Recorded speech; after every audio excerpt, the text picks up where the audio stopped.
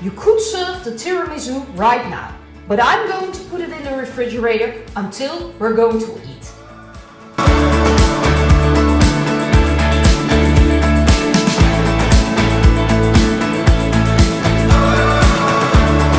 So, it's time to eat, and I took the tiramisu from the refrigerator.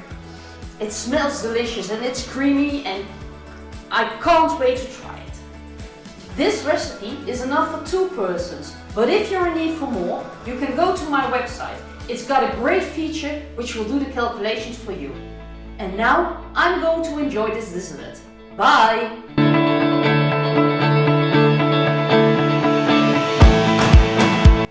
Hi, I hope you enjoyed the recipe and that you're going to try to prepare it in your own kitchen. If you want to see more recipes, you can find them on my YouTube channel or on my blog. If you want to know when my new recipe is online, you can subscribe to my YouTube channel. Of course, you can subscribe to one of my other social media channels. And there I will share with you the newest recipes, the tips and tricks in your kitchen, and the behind the scenes. I wish you a lot of cooking and watching fun, and I hope to see you soon.